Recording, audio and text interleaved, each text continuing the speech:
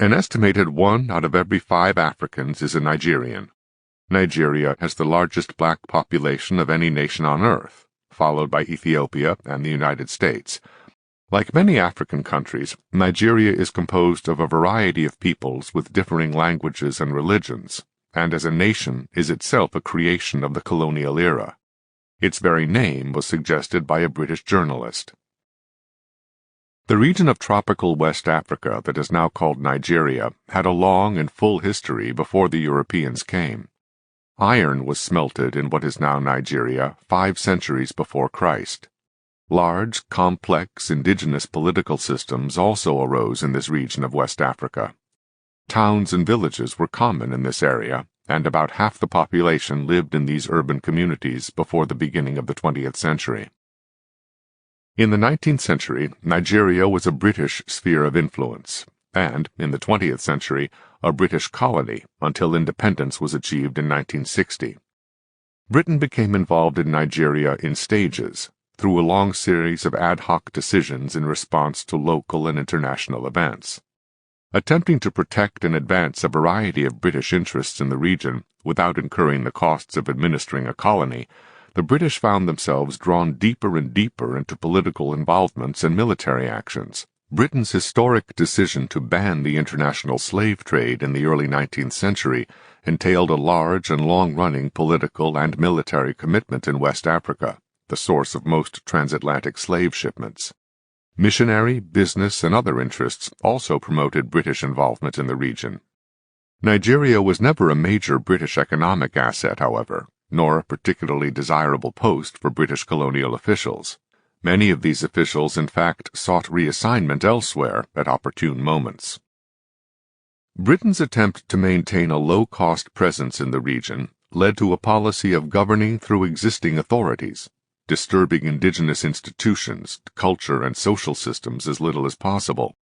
Ironically, however, the very presence of the British undermined their attempt to maintain the status quo. The need for Nigerian clerks and other subordinates to help man the colonial administration required creating a new class of African people with education in the English language, with westernized concepts, and with experience in westernized ways of doing things.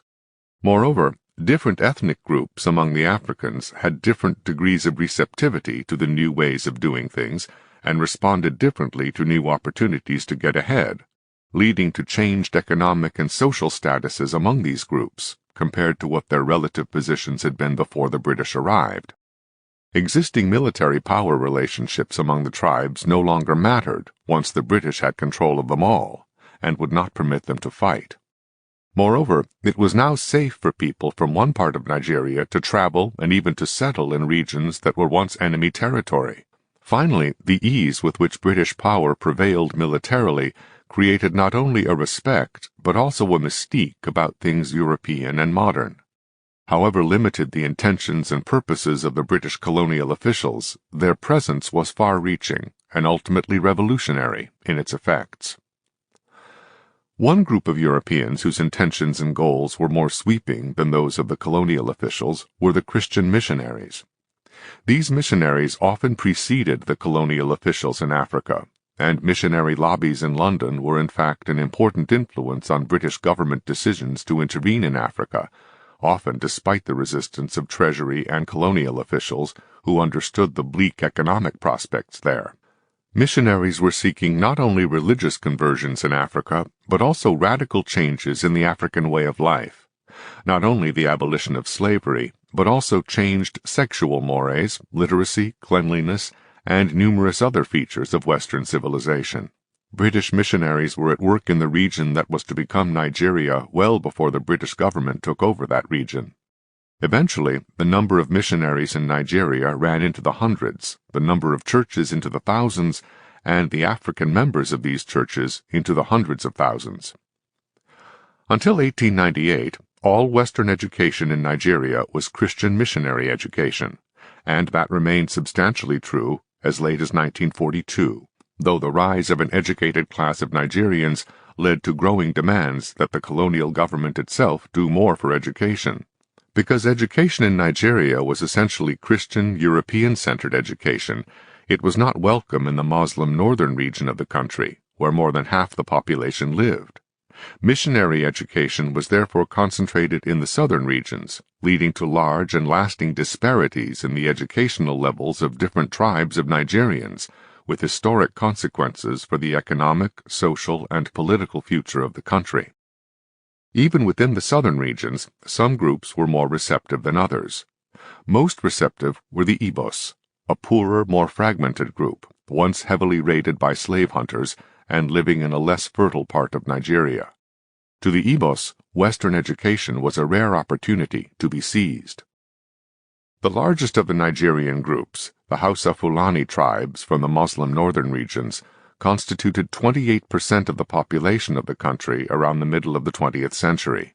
The next largest group, about 18% of the population, were the Igbos. The Yorubas from the southwestern region of the country were very similar in size, 17% of the population, but very different in history, economics, and culture, and also had the highest per capita income. There were and are innumerable other groups, living either in their own geographic enclaves or scattered through regions in which other tribes have been dominant. However, the term tribe, while used in Nigeria as elsewhere, is misleading insofar as it suggests isolated bands of people living in the wild. The major tribes of Nigeria each includes millions of people, urban as well as rural, scattered over territories as large as whole nations in Europe. As the Nigerian economy began to be gradually transformed from a subsistence economy to a money economy under the British, exports such as peanuts, palm products, and other agricultural produce increased sharply. After the turn of the century, peanut exports more than tripled over the next 20 years, while palm product exports rose more than fourfold. Cocoa exports by 1939 were more than 5 times what they were just 20 years earlier. While Nigeria remained a predominantly rural, subsistence agricultural economy, urban centers grew over the years.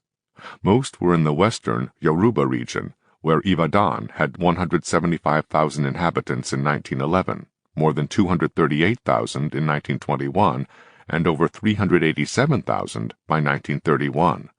Kano, an ancient commercial city in the Muslim northern region, had about 97,000 people in 1931, while not a single city of the eastern Igbo region had as many as 20,000 people at that time. However, by 1953, there were 5 eastern cities with more than 40,000 people, 4 of these cities now being larger than any city in the north except Kano. In part, this reflected the growing prosperity of the Igbos, though many Igbos were enjoying that prosperity in other parts of the country as well. At about the same mid-century mark, per capita income in the western region was twice that in the northern region, with eastern region incomes being in between. Partly these economic differences reflected differences in education in the various regions, as well as the greater initial prosperity of the Yorubas. Education remained rare throughout the colonial history of Nigeria, and very unevenly distributed. Western education in Roman letters was achieved by only 8.5% of all Nigerians as late as 1953, while literacy in Arab script was achieved by 5.4%, concentrated in the Muslim northern regions. Western education, and specifically English language education, was crucial for economic advancement in the government and in the modern industrial and commercial sectors run by the British. Here, the disparities between regions was extreme. As of 1912, for example, there were fewer than 1,000 students in elementary school in northern Nigeria, where more than half the population lived, and more than 35,000 in the rest of the country. By 1926, there were approximately 5,200 primary school students in the north and more than 138,000 in the other regions. While the growth in Western education continued in all regions, the disparities also continued. By 1957, when there were approximately 185,000 elementary school pupils receiving Western education in the northern regions, there were 2.3 million in the other regions, whose combined populations were not as large. Similar patterns of disparity existed and persisted in secondary education and in higher education. As late as 1937, there were fewer than 100 secondary school students receiving Western education in the northern region and more than 4,200 in the other regions.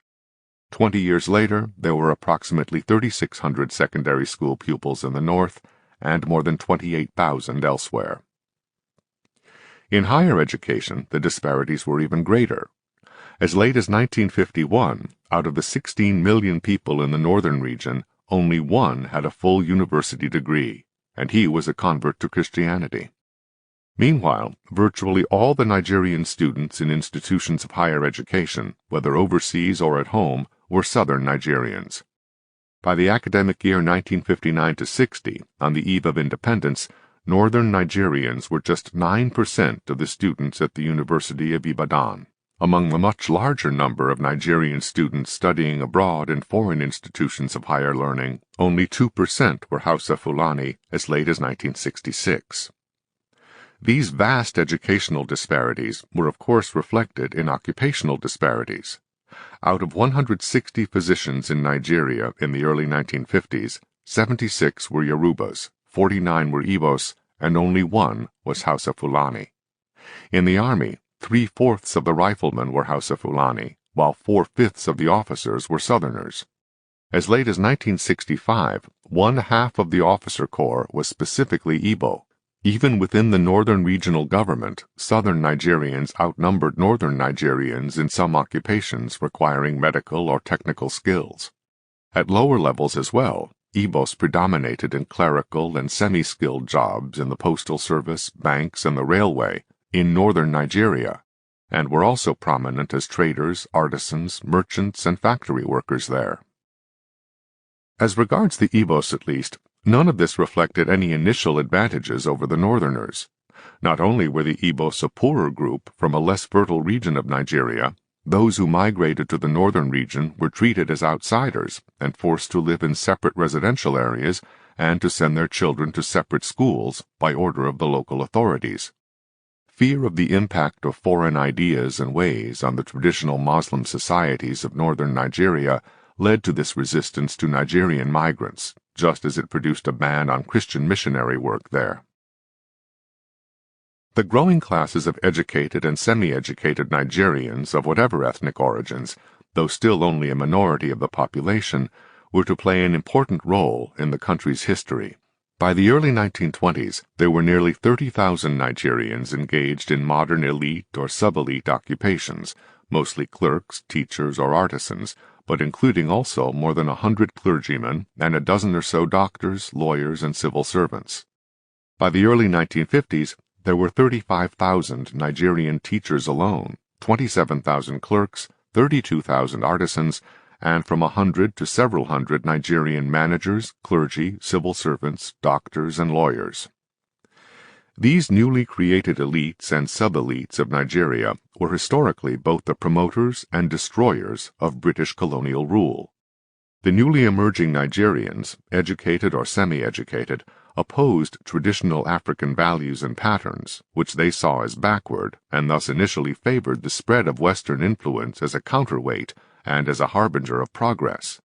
Yet growing resentment of white racism and other negative features of colonialism later led the same class of people to take the lead in seeking independence. This was not all mere inconsistency or opportunism. There had first to be created a nation of Nigeria for there to be an independent nation of Nigeria, and the emerging black westernized elite saw the colonial power as the force needed to weld the many disparate peoples of the region into a viable body politic. The building of a railway by the British, for example, was welcomed by educated Africans as a step in nation building.